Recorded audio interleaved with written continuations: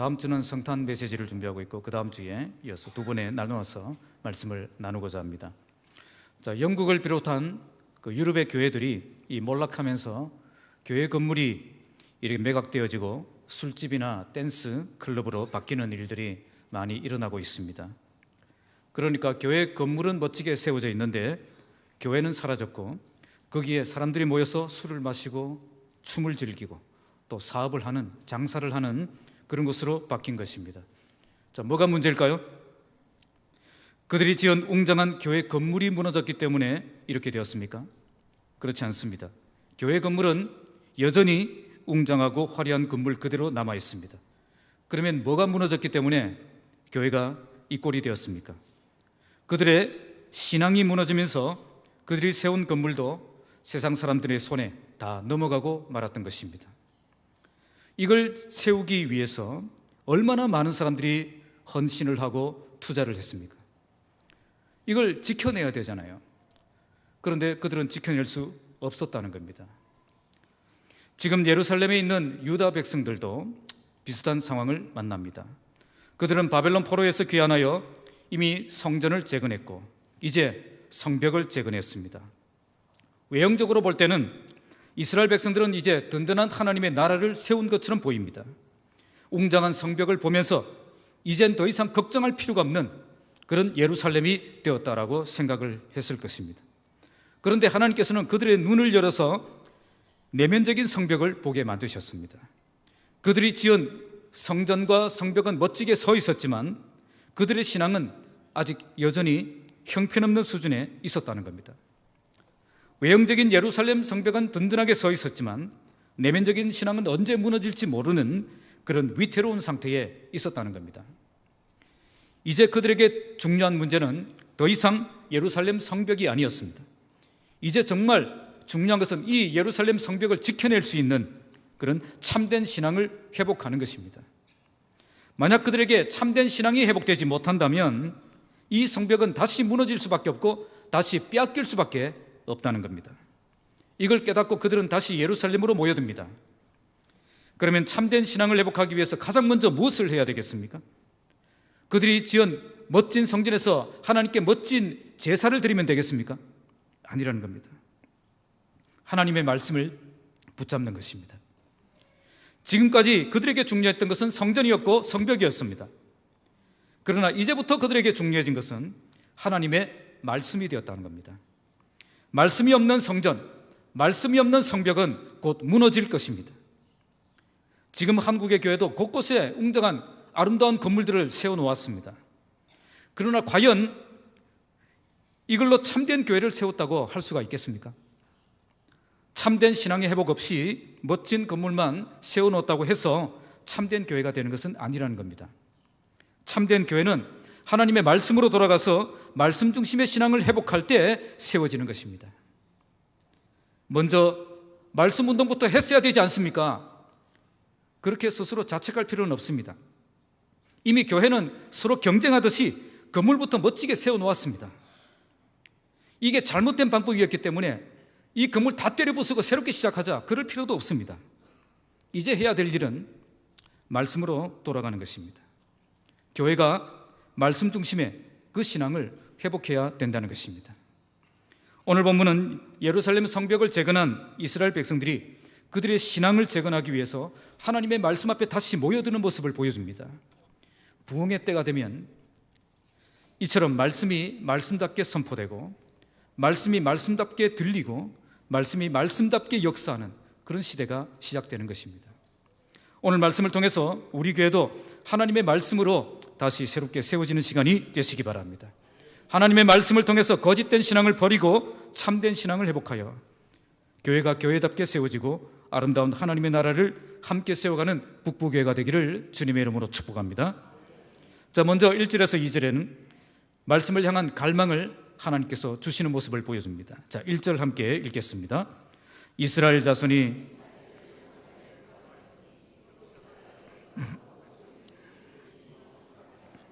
학사 에스라에게 여호와께서 이스라엘에게 명령하신 모세의 율법책을 가져오기를 청하며 이제 예루살렘 성벽 공사가 다 끝나고 모든 백성은 자기들이 거주하던 성읍으로 다 돌아갔습니다.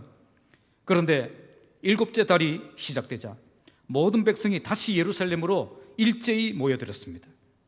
자, 느헤미야 6장 15절에 보면 이 공사가 6월 26일에 끝났습니다. 그런데 그들이 모여든 날은 7월 1일입니다. 그럼 며칠 만에 다시 모인 거죠? 여러분 초등학교 야간 나오셨습니까? 6월 26일에 공사가 끝났는데 7월 1일에 다시 모였습니다. 며칠 만에 모인 거예요? 적어도 5일, 6일 만에 모인 거죠. 그들이 거주하던 성읍까지 가려면 2일 내서 3일 걸립니다. 그리고 가는데 2일, 오는데 2일. 그러면 거기에 얼마나 있었던 거죠? 아직도 계산이 안 됩니까? 예. 얼마나 집에 있었습니까? 하루도 안 있었던 거예요. 집에 가는 동안 생각하고 또 집에 앉은 동안 생각하는데 도무지 그냥 있을 수가 없었다는 겁니다. 사실 그들 대부분은 지쳐 있었습니다. 52일 동안 쉬지 않고 밤에는 보초를 쓰고 낮에는 일을 하고 그렇게 달려왔기 때문에 정말 쉬고 싶었을 거예요. 그러나 그들은 편안하게 쉴 수가 없었습니다. 이제 그들이 무엇을 해야 되는가를 발견했기 때문입니다. 그래서 다시 돌아온 거죠. 그들에겐 아직 할 일이 있었던 것입니다. 그러면 그들이 다시 시작해야 될 일이 무엇이었습니까? 바로 하나님과의 관계를 바르게 세우는 것입니다. 그들은 지금까지 누구보다 열심히 일했습니다. 그래서 하나님의 능력도 경험했고 기적도 경험했고 하나님이 주시는 성공도 경험했습니다. 그들은 누구보다 하나님을 생생하게 경험했던 산 증인들입니다. 그러나 그들에게 절대적으로 부족한 것이 있었습니다. 그것은 그들에게 하나님의 말씀이 없었다는 거예요. 그들은 한 번도 하나님의 말씀을 제대로 들은 적이 없었다는 겁니다. 하나님을 위해 열심히 일하는 시간은 있었지만 하나님의 말씀을 듣기 위해 그 말씀 앞에 엎드려서 그 말씀을 받는 시간이 없었다는 거예요. 하나님의 말씀을 모르면 어떻게 되겠습니까? 다시 성전이 무너지고 다시 성벽이 무너지는 겁니다. 이스라엘 나라가 바벨론에 멸망당했을 때 그들에게 성전이 없었습니까? 그들에게 성벽이 없었습니까? 그들에겐 성전도 있었고 성벽도 있었지만 바벨론이 공격할 때 모두 무너지고 말았다는 거예요. 그들은 그러면 왜 그때 그 성전, 그 성벽은 무너질 수밖에 없었습니까? 하나님의 말씀이 없었다는 거예요. 당시 사람들은 선지자가 전하는 참된 하나님의 말씀을 듣지 않았습니다. 결국 하나님의 말씀이 없는 성전, 말씀이 없는 성벽은 곧 다시 무너질 수밖에 없다는 것을 그들의 멸망의 역사를 통해서 그들은 깨닫게 된 것입니다. 이제 이스라엘 백성들은 성전도 다시 건축하고 성벽도 다시 건축해서 멋지게 세워놓았습니다. 그러면 이제 다 끝났습니까? 아니라는 겁니다. 말씀이 없는 성전, 말씀이 없는 성벽은 반드시 다시 무너진다는 거예요. 그래서 다시 무너지지 않도록 그들은 하나님의 말씀으로 돌아가야 한다는 그 사실을 발견했던 것입니다. 그래서 그들은 정말 이제 쉬고 싶었지만 다시 일어나서 예루살렘으로 일제히 모여든 것입니다. 그리고 학사 에스라에게 찾아갑니다. 모세의 율법을 들고 오세요. 대부분 성경학자들은 이 모세의 율법은 모세오경, 창세기, 출애굽기, 레위기, 민수기, 신명기 이 5권의 책을 의미한다고 해석합니다. 사실 느헤미야를 우리가 지금까지 읽어왔는데 에스라라는 이름이 한 번이라도 나왔습니까? 지금까지 그들은 학사 에스라를 찾은 적이 없습니다. 에스라는 14년 전에 온 사람입니다. 2차 바벨론 포로 시간에 귀환 때에 돌아온 성경학자입니다. 에스라 7장에 보시면 그의 사역이 나옵니다. 그는 하나님의 말씀을 연구하고 그 말씀을 준행하며 그 말씀을 가르치는 사역을 통해서 말씀의 회복 운동을 일으켰던 사람입니다. 그렇다면 에스라는 현재 이스라엘 민족 가운데 아주 영향력 있는 지도자 중에 한 명이라는 것입니다. 그는 성경을 잘 아는 사람이었고 누구보다 말씀의 회복 운동이 필요하다는 사실을 절감했던 사람입니다. 그래서 그는 지금 성벽이 중요한 게 아니라 더 중요한 것은 말씀으로 돌아가는 그것이 필요하다고 생각을 했을 것입니다. 그러나 느헤미야를 보면 그는 한 번도 등장하지 않습니다. 느헤미야를 향해서 야, 지금 중요한 게 성벽이냐? 말씀이지? 그렇게 하지 않았어요. 왜 그랬을까요? 그는 잠잠히 하나님을 바라볼 줄 아는 사람이었습니다. 그리고 하나님의 때를 기다릴 줄 아는 사람이었다는 거죠. 이런 모습은 느헤미야에게도 동일하게 나타납니다. 그는 지금까지 앞장서서 성벽 재건 공사를 이렇게 이끌었던 사람입니다.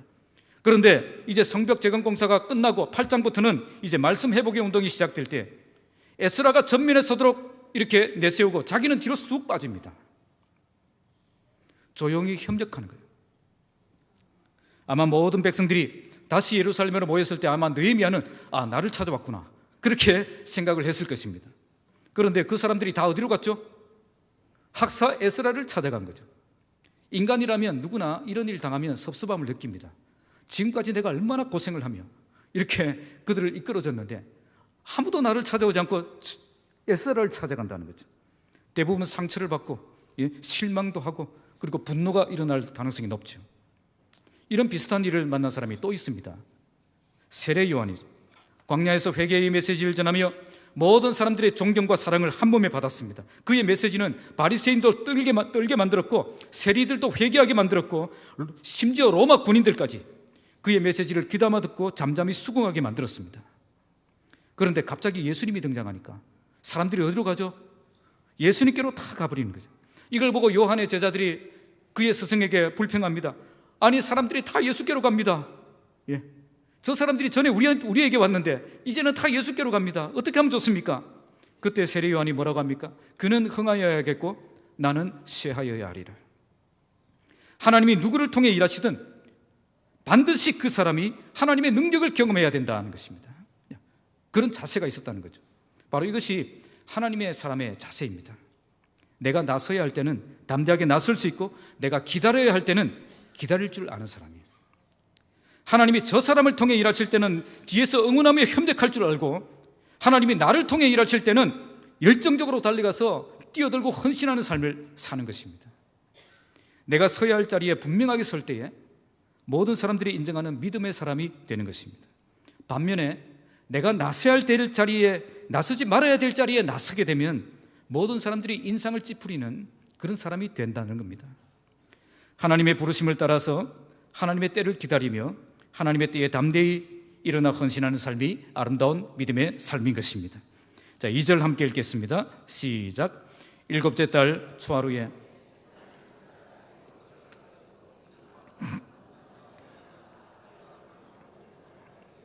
자, 일곱째 달 초하루는 나팔절 절기를 지키는 날입니다. 나팔절 절기는 유대인 민간력으로 1월 1일에 해당되는 새해 첫날로 지키는 날입니다. 우리나라가 신정을 지킵니까? 구정을 지킵니까? 1월 1일이 아니라 구정을 지키잖아요. 얘들도 똑같습니다. 이날은 하나님께 예배하며 새로운 한 해를 시작하는 날로 즐기기 위해서 나팔을 불어 성회를 소집했습니다. 자, 이날에 제사장 에스라가 율법책을 가지고 회중 앞에 나아갑니다. 1절에는 학사 에스라라고 했는데 여기서는 제사장 에스라라고 합니다. 제사장은 율법을 가르칠 자격을 갖춘 사람입니다.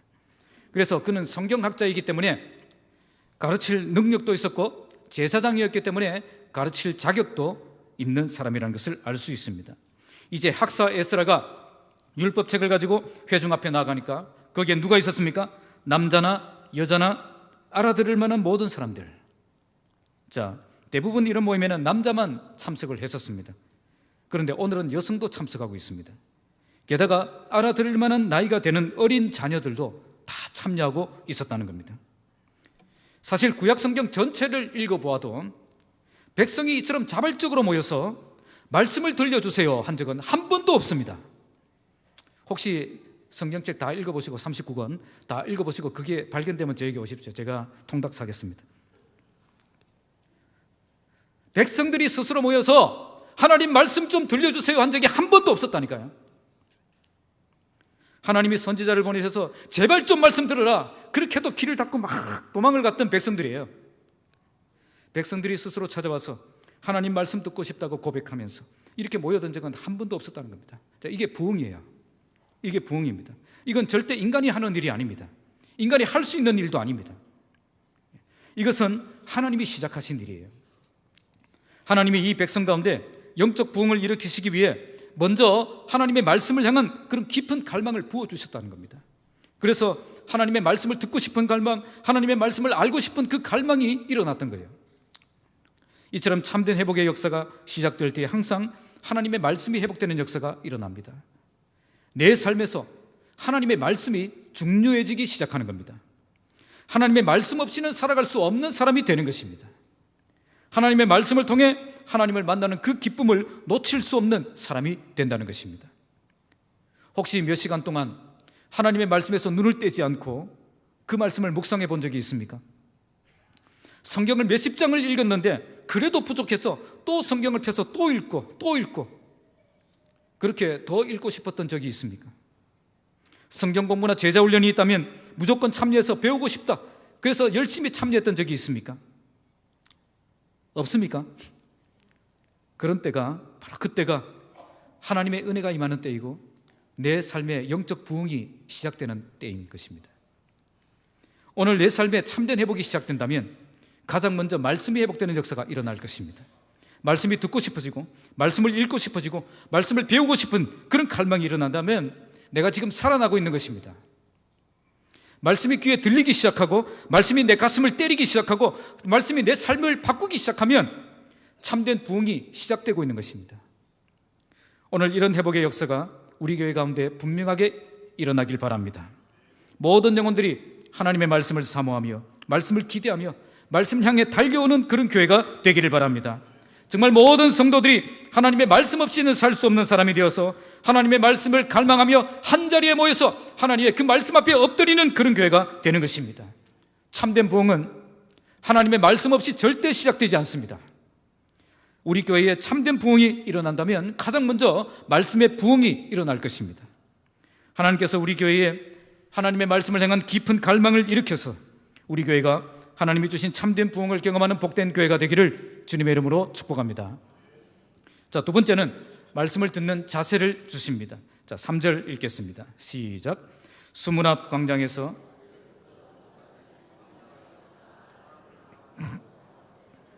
무 백성이 그 율법책에 귀를 기울였는데, 이제 에스라가 하나님의 율법책을 낭독하기 시작합니다. 그런데 이 말씀을 언제부터 언제까지 낭독하고 있습니까? 새벽부터 정오까지. 자, 우리 교회로 따지면 새벽 기도회 때부터 주일 오전 예배 끝날 때까지 그렇게 낭독한 것입니다. 만약 우리 교회에서 제가 매주 이렇게 설교했다면 아마 다음 주에는 모든 성도들이 다른 교회에 가 있지 않겠나? 그런데 지금 이 사람들은 어떻게 하고 있죠? 뭇 백성이 그 율법책에 귀를 기울였다. 원문의 뜻은 모든 백성의 귀가 그 율법책에 딱 달라붙어 있었다. 6시간 동안 말씀을 전했는데 전혀 흩어지지 않고 그 말씀에 딱 달라붙어서 완전히 집중해서 듣고 있었다는 거예요. 그러니까 그들은 하나님의 말씀을 대충 듣지 않았다는 겁니다. 한 말씀도 놓치지 않기 위해서 집중해서 달려갔다는 겁니다. 그러니까 그들은 말씀을 듣는 일에 열심을 내었다는 거죠. 그래서 새벽부터 정오까지 말씀이 계속되었지만 그 자리를 떠나지 않고 말씀 듣는 일에 집중하고 있었던 것입니다. 이처럼 참된 하나님의 역사가 시작되면 말씀을 듣는 태도가 달라집니다. 하나님이 그들에게 말씀을 듣는 바른 자세를 주시기 때문입니다. 하나님의 말씀을 향한 갈망만 주시는 것이 아니라 말씀을 향한 그 태도도 달라지게 만든다는 겁니다. 그래서 한 말씀도 놓치기 싫어서 이렇게 집중해서 귀를 딱 붙여서 듣고 있다는 거예요.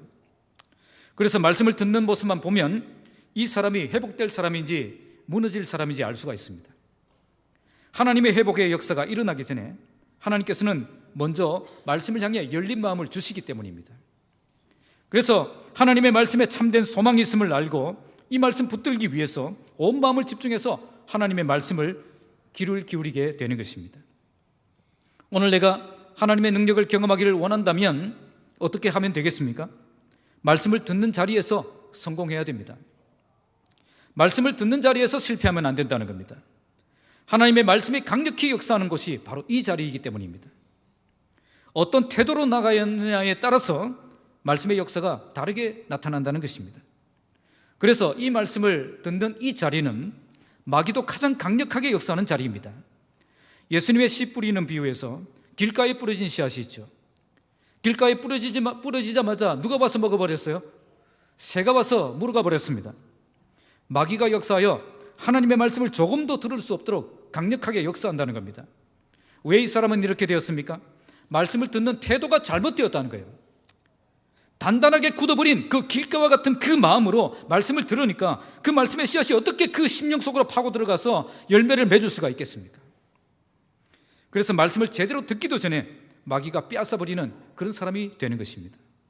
그래서 하나님은 참된 회복을 시작하시기 전에 먼저 말씀을 듣는 태도가 달라지게 하는 것입니다. 옥토와 같은 마음을 주신다는 거예요. 이렇게 말씀을 듣는 태도가 달라지면 말씀이 귀에 들리고 말씀이 마음을 때리고 그리고 참된 변화가 시작되는 것입니다. 듣는 자는 살아나리라. 이렇게 말씀이 들리기 시작하면 그 영혼은 다시 살아나는 역사가 일어나는 것입니다. 자, 4절 말씀 함께 읽겠습니다. 시작. 그때에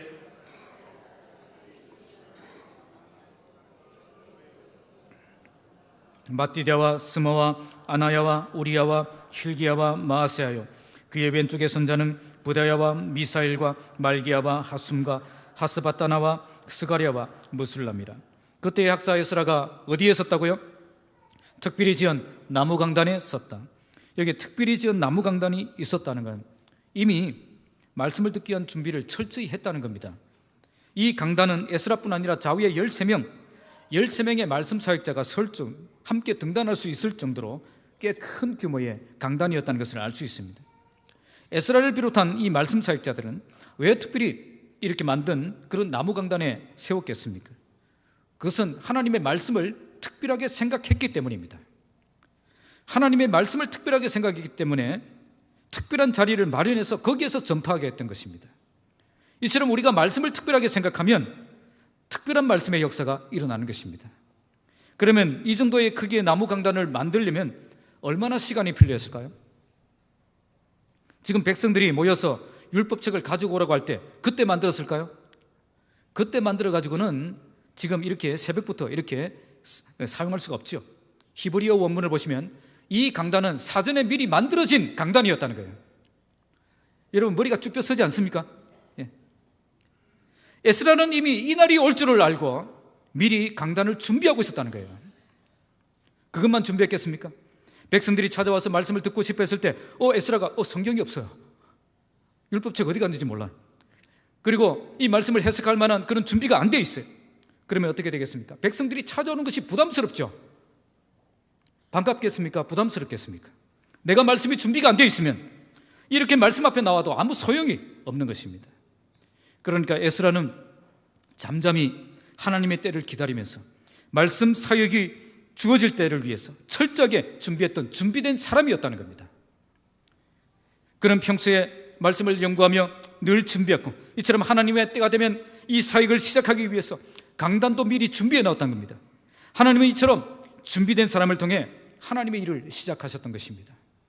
바로 이것이 말씀 사역을 위한 에스라의 태도였습니다. 참된 말씀의 역사가 일어나려면 백성들의 태도만 바뀌어서는 안 됩니다. 말씀 전하는 자의 태도가 달라지지 않는다면 절대 말씀의 능력이 그 교회 공동체 안에 일어날 수가 없다는 겁니다. 정말 말씀을 특별하게 생각하며 특별하게 준비할 때 특별한 역사가 일어나는 것입니다. 그래서 교회에 강력한 말씀의 역사가 일어나려면 가장 먼저 목사가 말씀의 종으로 준비되어 있어야 됩니다. 말씀을 특별하게 준비하면 특별한 역사가 일어나지만 말씀을 대충 준비하면 대충 역사가 일어난다는 겁니다. 오늘 우리 교회의 말씀의 사역자들, 저를 비롯한 말씀 사역자들이 말씀을 철저하게 준비하여서 말씀의 큰 능력을 경험하는 교회가 되기를 바랍니다. 5절 함께 읽겠습니다. 시작. 에스라가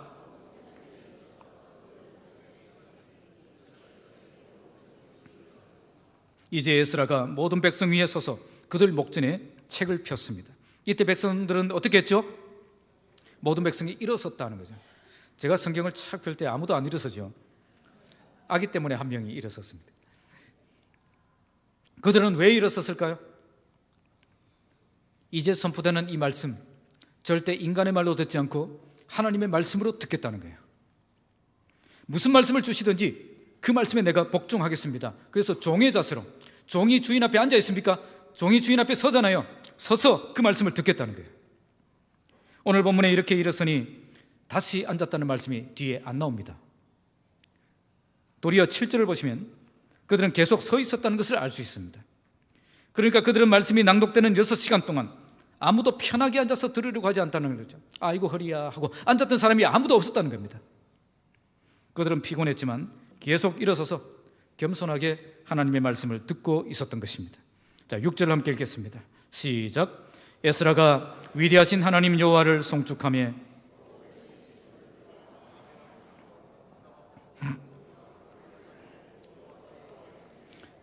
에스라가 위대하신 하나님 여호와를 송축했다고 말씀합니다.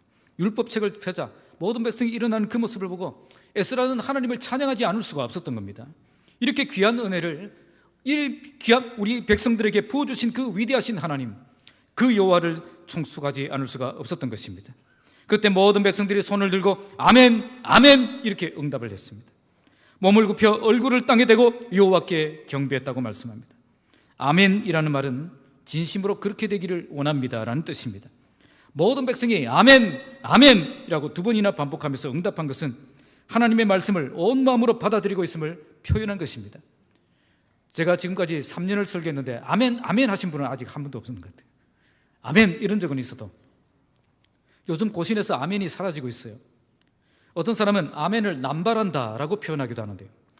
자, 인간이 하나님의 말씀에 공감한다는 뜻으로 하는 이 고백을 어떻게 남발한다고 표현할 수가 있습니까?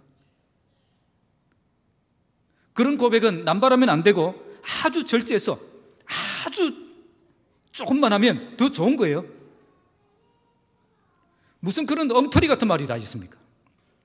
성경 어디에 아멘은 신중하게 하고 조심해서 해라 그런 말이 어디 있어요? 도리어 고린도후서 1장 20절에 보시면 우리가 아멘 하면 하나님께 영광이 된다. 그리고 계시록 7장 12절에 문장에 한 문장에 아멘이 두 번 나옵니다. 처음 시작할 때 아멘, 뒤에 나올 때도 아멘, 아멘, 아멘으로 고백하는 모습이 나옵니다. 예수님의 별명이 뭘까요? 요한계시록 3장 14절에 아멘이시요. 예수님이 얼마나 하나님의 말씀에 순종하며 아멘으로 이렇게 잘 하셨으면 별명이 아멘입니까? 예수님은 아멘의 사람이었습니다. 오늘 우리도 하나님의 말씀을 들을 때 아멘으로 응답하는 아멘의 사람들이 되시기 바랍니다. 오늘 본문은 혹시나 두 번 하신 분 없죠? 두 번 하신 분이 있었으면 제가 통닭 살려고 했는데, 자, 오늘 본문은 하나님의 역사가 시작되면 말씀 듣는 태도가 달라진다는 것을 보여줍니다. 먼저 그들은 하나님의 말씀을 대충 듣지 않고 귀담아 들었습니다. 집중해서 들었습니다. 말씀 전하는 사도 대충 준비하지 않았습니다. 특별하게 준비했습니다. 철저하게 준비해서 나갔습니다. 그들은 말씀 앞에 설 때 그리고 끝까지 복종하는 마음으로 서서 들었습니다. 그리고 말씀이 선포될 때 아멘, 아멘 화답하면서 하나님의 말씀을 내 말씀으로 받아들였습니다. 이 모든 것은 무엇을 보여주죠? 하나님의 회복의 역사는 말씀을 향한 우리의 태도로부터 시작된다는 겁니다. 다시 말씀드리면 말씀에 대한 태도가 달라지지 않으면 절대 말씀의 역사가 일어나지 않는다는 겁니다. 그래서 하나님은 참된 회복을 시작하시기 전에 먼저 말씀을 듣는 태도가 달라지게 하신다는 겁니다. 하나님의 말씀을 집중해서 듣게 하시고 철저하게 준비하게 하시고 겸손하게 듣게 하시고 아멘으로 화답하게 하시고 그 말씀 앞에 엎드리게 하시는 겁니다. 이걸 통해 회복의 역사가 시작되는 겁니다. 오늘 여러분들에게 큰 어려움이 있습니까? 하나님의 말씀으로 돌아가야 됩니다. 오늘 여러분들에게 기적이 필요합니까? 하나님의 말씀 앞에 겸손히 엎드려야 됩니다. 오늘 여러분들에게 하나님의 도우심이 필요합니까? 하나님의 말씀을 집중해서 듣고 아멘으로 화답하며 그 말씀 앞에 엎드려 하나님을 예배해야 됩니다. 말씀을 향한 우리의 태도가 달라지면 우리를 향한 하나님의 태도도 달라질 것입니다. 우리가 말씀을 귀하게 여기면 하나님도 우리를 귀하게 여기실 것입니다. 우리가 말씀을 특별하게 생각하면 하나님도 우리를 특별하게 대접할 것입니다. 우리가 겸손하게 이 말씀 앞에 우리 자신을 세우면 하나님도 우리를 붙드시고 참된 은혜를 부어주실 것입니다. 오늘 하나님께서 우리 교회에 큰 은혜를 베푸셔서 모든 성도들의 말씀 듣는 태도가 달라지긴 역사가 일어나길 바랍니다. 그래서 말씀을 집중해서 듣고 특별하게 듣고 아멘으로 화답하며 겸손히 순종하여 말씀의 능력으로 온전한 회복을 경험하는 복된 교회가 되기를 주님의 이름으로 축복합니다. 자, 마지막으로 세 번째는 7절 8절에서 말씀을 깨닫게 해주십니다. 자, 7절 함께 읽겠습니다. 시작.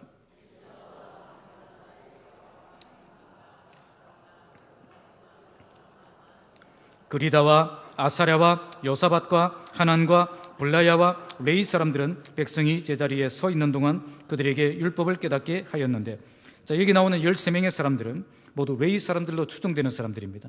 자, 이들은 어떤 역할을 하고 있죠? 백성이 제자리에 서 있는 동안 그들에게 율법을 깨닫게 했다. 그러니까 에스라를 비롯한 13명이 강단에서 율법을 낭독하고 이 사람들은 밑에서 돌아다니면서 백성들 사이를 돌아다니면서 율법의 뜻을 해석해 주었다는 거죠. 자, 지금 이 상황이 여러분 그림이 안 그려질 텐데 제가 그려드리겠습니다. 자, 에스라는 계속 율법만 낭독한 것이 아니에요. 어느 부분을 딱 낭독하고 잠시 쉬면은 이 사람들이 소그룹으로 흩어져서 모여가지고 그리고 말씀에 질문도 듣고 해석해주고 그리고 풀이해주고 어떻게 적용해야 되는가를 설명해 줬다는 거죠. 그래서 에스라가 잠시 낭독을 멈추면 이들은 흩어져서 백성들의 질문에 답을 해주고 어떻게 적용할 것인가를 설명해 주고 있었다는 겁니다. 자, 왜 이렇게 했을까요? 그냥 계속 낭독하면 되죠. 왜 이렇게 하고 있겠습니까? 하나님의 말씀은 이 자체로 마술적인 힘을 가진 것이 아니라는 거예요. 성경책 차에 놔둔다고 사고 안 나는 거 아닙니다. 성경은 따라합시다. 이해하고 깨달아야 될 책입니다. 그냥 열심히 듣는다고 말씀의 능력이 나타나는 게 아니라는 거예요. 내가 깨달은 말씀, 내가 이해한 말씀, 내가 해석한 말씀, 그 말씀이 나에게 역사하는 말씀이 된다는 겁니다. 그래서 하나님은 지금 이 백성들에게 말씀을 깨닫게 하는 사역을, 일을 행하고 계시는 겁니다. 이런 하나님의 역사가 일어나면 전에는 이해되지 않던 말씀이 이해가 되기 시작하고, 전에는 재미가 없던 말씀이 재미가 있기 시작하고요, 전에는 은혜가 되지 않던 말씀이 은혜가 되기 시작합니다. 그런데 이런 역사를 누가 일으킬 수 있죠? 성령께서 하시는 일입니다. 성령께서 우리 마음에 역사하셔서 말씀을 깨닫는 역사가 일어나는 거죠. 그런데 성령께서 어떻게 역사하십니까? 그냥 우리에게 얘야 이 말씀은 이런 뜻이다 하고 가르쳐 주십니까? 사람을 통해서 역사하신다는 거예요. 하나님의 말씀을 연구하고 해석하고 가르치는 그 사람을 통해서 역사하신다는 겁니다. 그래서 말씀의 역사가 일어나려면 누가 필요하죠? 바로 하나님의 말씀이 준비된 말씀의 사람이 필요하다는 겁니다. 나에게 하나님 주신 그 하나님의 말씀이 있는 사람, 내가 깨달은 말씀이 있는 사람, 내가 전해야 될 메시지가 있는 사람, 하나님은 이런 사람을 통해서 말씀의 역사를 일으키신다는 겁니다. 오늘 이 사람들은 준비가 되어 있던 사람들입니다. 이런 준비가 되어 있었습니다. 그들에게는 하나님이 주신 말씀이 있었고 하나님의 말씀을 정확하게 해석해 줄 수 있는 그런 능력을 갖추고 있었습니다. 그래서 백성은 말씀만 들었을 때는 오리무중이었는데 이들의 사역을 통해서, 이들의 해석을 통해서 하나님의 뜻을 바르게 깨닫게 될 수 있었던 것입니다. 자, 8절을 함께 읽겠습니다. 시작. 하나님의 율법책을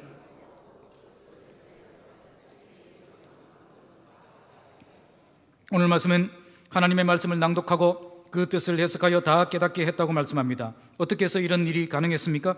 바로 이런 말씀의 사역자가 있었기 때문입니다. 에스라 혼자서 이런 사역 다 감당할 수 없었을 것입니다. 그러나 말씀의 사역자들이 함께 동력하니까 이런 놀라운 역사가 일어났던 것입니다. 그러면 그들이 했던 사역은 뭐죠? 하나님의 말씀을 낭독하고 그 뜻을 해석하는 것입니다. 여기 해석한다, 이 말은 혹시 여러분 NIV 영어 성경에 있으면 이렇게 번역하고 있습니다. Make it clear and giving the meaning. 다 알아들으셨죠? 명쾌하게, 말씀을 명확하게 하고 그리고 말씀의 뜻을 분명하게 발견하게 되었다는 겁니다. 대부분 성경만 읽어서는 그 말씀의 의미를 정확하게 이해하기가 어렵습니다. 성경에는 우리가 이해하기 어려운 말씀들이 많이 있습니다. 그래서 성경은 연구가 필요한 책이에요. 해석이 필요한 책입니다. 그리고 설교가 필요한 책입니다. 그래서 하나님께서는 말씀 사역자를 세우셔서 하나님의 말씀을 보다 더 분명하게 깨닫도록 역사하시는 것입니다. 하나님의 말씀이 분명하게 깨달아지면 그때는 인간에게 놀라운 변화가 시작됩니다. 말씀 때문에 회개하고 말씀 때문에 결단하고 말씀 때문에 변화되는 역사가 일어나는 것입니다. 하나님의 말씀이 선포될 때 잠자고 있던 영혼들이 깨어나고요, 죽었던 영혼들이 살아나고요, 무너진 삶을 살아갔던 영혼들이 다시 새 힘을 얻어서 일어나는 역사가 일어나는 것입니다. 성경은 이 자체로 마술적인 힘을 가진 책이 절대 아닙니다. 성경은 이해하고 깨달아야 될 책입니다. 오늘 본문은 깨닫는다는 말을 2번 반복하고 있습니다. 하나님의 백성들에게 필요한 것은 이 말씀 자체가 아니라 말씀에 대한 깨달음이라는 거예요. 하나님의 말씀을 듣고 깨달을 때 그때 인간에게 참된 변화가 시작된다는 것입니다. 본문 9절에 보시면 그들이 말씀을 듣고 깨달았을 때 그들에게 회개의 역사가 일어나는 것을 볼 수가 있습니다. 그들의 심령에 이런 놀라운 변화가 일어날 수 있었던 것은 하나님의 말씀을 듣고 깨닫는 그 깨달음에 있었다는 겁니다. 그래서 오늘 우리에게도 이 성경을 깨닫는 것이 얼마나 중요한가를 알아야 됩니다. 하나님의 말씀은 우리가 듣고 깨달아야 될 말씀이라는 거죠. 그냥 생각 없이 듣기만 한다고 능력이 나타나는 게 아니라는 겁니다. 하나님의 말씀이 이해가 되고 감격이 되고 은혜가 될 때 참된 능력의 말씀이 된다는 겁니다. 그러기 위해서 우리가 어떻게 해야 되겠습니까? 먼저 성령님의 역사를 의지해야 됩니다. 성령님은 인간이 성경 말씀을 깨달을 수 있도록 역사하시는 분입니다. 성령께서 역사하시면 이 말씀이 해석이 되고 감격이 되고 결단이 되고 능력이 됨을 경험할 수가 있습니다.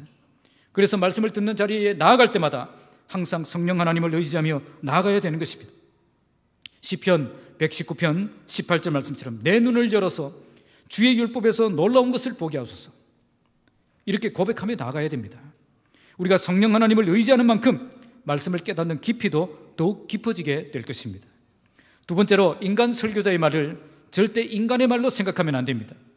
오늘 이스라엘 백성들이 레위 사람들의 그 설교를 단지 인간의 말로 생각했다면 참된 변화가 일어날 수 없었을 것입니다. 아무리 뛰어난 설교를 해도 인간의 말로 무시하며 듣는다면 그 사람에겐 절대 말씀의 능력이 나타나지 않습니다.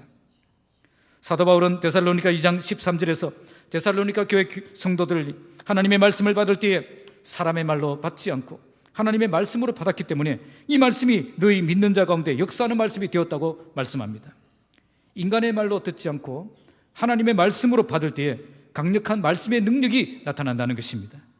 그리고 마지막으로 성경을 배우는 자리에 열심히 동참해야 됩니다. 오늘 이 백성들도 에스라가 낭독하는 그 말씀을 듣고 거기서 만족하지 않았습니다. 그들은 소그룹으로 흩어져서 말씀의 사역자가 가르쳐주는 그 모임을 통해서 말씀을 온전히 깨닫는 시간을 가졌던 것입니다. 쉽게 말씀드리면 소그룹 성경 공부를 통해서 말씀을 충분히 깨닫는 시간을 가졌다는 겁니다. 여기에 다 깨닫게 되었다, 이 말은, 이 원문은 이런 뜻입니다. 그들의 지적인 갈망이 충분히 채워졌다 하는 거죠. 에스라가 성경을 낭독할 때는 그들의 말씀을 알고 싶은 그 욕구가 충분히 채워지지 않았습니다. 여전히 오리무중에 있는 그런 부분들이 많았다는 거죠. 그러나 소그룹으로 흩어져서 말씀을 더욱 깊이 공부할 때에 그들의 지적인 욕구가 충분히 채워지게 되었다는 거예요. 이제는 말씀을 명쾌하게 알게 되었다는 거죠. 오늘도 이 원리는 똑같습니다. 주일 한 번 예배만으로 말씀에 대한 갈망이 충분히 채워지지 않습니다. 주일 예배를 드린 사람은 반드시 소그룹으로 모여서 성경 공부를 통해서 말씀을 더욱 깊이 있게 공부하는 시간을 가져야 됩니다. 그래서 말씀을 더욱 깊이 연구하고 삶에 적용할 수 있는 그런 특별한 훈련을 받아야 된다는 것입니다. 그때 우리에게 이런 지적인 갈망이 충분히 채워져서 하나님의 말씀을 온전히 깨닫고 적용하는 삶을 살 수가 있다는 겁니다. 하나님의 말씀은 그냥 생각 없이 듣기만 해도, 생각 없이 읽기만 해도 능력이 되는 그런 말씀이 아니에요. 이런 선입관을 깨야 됩니다. 하나님의 말씀은, 따라합시다, 우리가 듣고 깨달아야 할 책입니다. 우리가 듣고 깨달은 그 말씀만 우리에게 능력이 된다는 거예요. 그래서 말씀을 깨닫기 위해서 우리 모두 말씀을 들을 때 성령님을 의지해서 듣고, 설교자의 말을 인간의 말로 듣지 않고 하나님의 말씀으로 듣고 성경 공부 시간에 열심히 참여해서 하나님의 말씀을 깨닫는 삶을 살아가시기 바랍니다. 그래서 말씀이 애매한 사람이 아니라 말씀이 분명한 사람이 되시기 바랍니다. 참된 하나님의 회복의 역사가 시작되면 하나님의 말씀을 깨닫게 하시는 역사가 일어납니다. 그때가 되면 하나님의 말씀을 잘 준비해서 강력하게 외치는 그 말씀 사역자가 세워질 것입니다. 또한 하나님의 백성들은 그 말씀을 인간의 말로 듣지 않고 하나님의 말씀으로 듣고 그 말씀에 온전히 순종하게 될 것입니다. 오늘 우리 교회에 이런 회복의 역사가 일어나길 바랍니다. 말씀을 알고 싶고 말씀을 배우고 싶고 말씀 훈련 받고 싶어서 나오는 역사가 일어나길 바랍니다. 그래서 이런 배움과 훈련을 통해서 모든 성도들이 말씀을 충분히 깨닫고 말씀을 아는 사람으로 세워지기를 주님의 이름으로 축복합니다. 말씀을 맺겠습니다. 오늘 본문은 참된 부흥은 하나님의 말씀을 통해 시작된다는 것을 보여줍니다. 먼저 하나님의 말씀을 향한 깊은 갈망이 일어납니다. 하나님은 우리에게 말씀을 듣고 싶고 알고 싶고 배우고 싶은 마음을 주십니다. 그래서 하나님의 말씀을 사모하며 기대하며 말씀을 듣기 위해서 달려오는 사람이 되게 하시는 것입니다. 두 번째로, 말씀 듣는 태도가 달라지게 하십니다. 이제 말씀을 대충 듣지 않고 집중해서 듣게 됩니다. 말씀 사역자는 말씀을 철저하게 준비해서 나가게 됩니다. 말씀을 선포할 때 그들은 아멘으로 화답하며 그 말씀 앞에 엎드려 겸손히 하나님께 복종하며 하나님께 경배하는 태도로 말씀을 듣게 됩니다. 마지막으로 말씀을 깨닫는 역사가 일어나게 됩니다. 말씀 사역자의 사역을 통해서 이제 말씀이 어려운 말씀이 아니라 쉬운 말씀이, 명쾌한 말씀이 되는 것입니다. 이제 말씀을 생각 없이 듣는 것이 아니라 충분히 깨달으면서 듣게 되는 겁니다. 그래서 이제 말씀을 아는 사람이 되어서 말씀에 반응하고 그리고 말씀을 적용하며 그 말씀의 열매가 나타나는 삶을 살게 되는 것입니다. 오늘 우리 교회에 참된 부흥의 역사가 일어난다면 강력한 말씀의 역사가 먼저 일어날 것입니다. 우리 안에 말씀을 사모하는 마음이 일어날 것이며 말씀을 듣는 태도가 달라질 것이며 말씀을 모르는 사람이 아니라 말씀을 깨닫는 사람이 되어서 말씀을 아는 사람으로 세워지는 역사가 일어나게 될 것입니다. 이렇게 하나님이 말씀이 강력히 역사하는 교회가 되면 잠든 영혼들이 깨어나게 될 것입니다. 죽은 영혼들이 살아나게 될 것입니다. 무너진 삶이 고침받고 회복될 것입니다. 하나님의 회복의 역사는 말씀의 회복의 역사로 시작됩니다. 우리가 말씀으로 돌아가면 하나님은 그 말씀으로 우리를 고치시고 우리를 새롭게 변화시켜 주실 것입니다. 벌써 2018년 연말입니다. 이제 며칠 지나면 성탄절이 오고 교회마다 아름다운 성탄 장식이 빛을 발하고 있습니다. 곳곳마다 웅장한 교회 건물이 서 있고 화려한 장식들이 빛을 내고 있는 이때에 과연 한국 교회는 주님 오시는 그날까지 이 건물에서 아름다운 하나님의 나라를 보여주며 그렇게 나아갈 수 있을까요? 이 건물을 세상에 빼앗기지 않고 지켜내는 교회가 될 수 있을까요? 이제 우리에게 필요한 것은 더 웅장한 교회, 더 웅장한 건물, 그게 필요한 것이 아니라는 겁니다. 이제는 내면적인 건물을 든든하게 세워야 될 때가 온 것입니다. 그러기 위해서 말씀으로 돌아가야 됩니다. 하나님의 말씀을 붙잡아야 됩니다. 하나님의 말씀을 통해 참된 회복을 경험하고 참된 부흥을 경험하는 교회가 되어야 한다는 것입니다. 오늘 우리 교회가 하나님의 말씀을 통해서 참된 회복을 경험하고 참된 교회를 보여주는 교회가 되길 바랍니다. 그러기 위해서 우리 모두 말씀을 갈망하며 나아가고 말씀을 듣는 태도를 바르게 세우고 말씀으로 충분히 훈련받아서 하나님의 말씀으로 우리의 믿음을 더욱 든든하게 세우는 그런 교회가 되어야 되는 것입니다. 지금 이 시대는 웅장한 건물과 화려한 예배는 있지만 말씀 중심의 참된 신앙을 잃어버린 안타까운 시대입니다. 이런 시대에 오늘 우리 교회가 하나님의 말씀을 통해서 참된 회복을 경험하고 절대 무너지지 않는 견고한 하나님의 교회를 함께 세워가는 저와 여러분들이 되시기를 주님의 이름으로 축복합니다. 기도하겠습니다.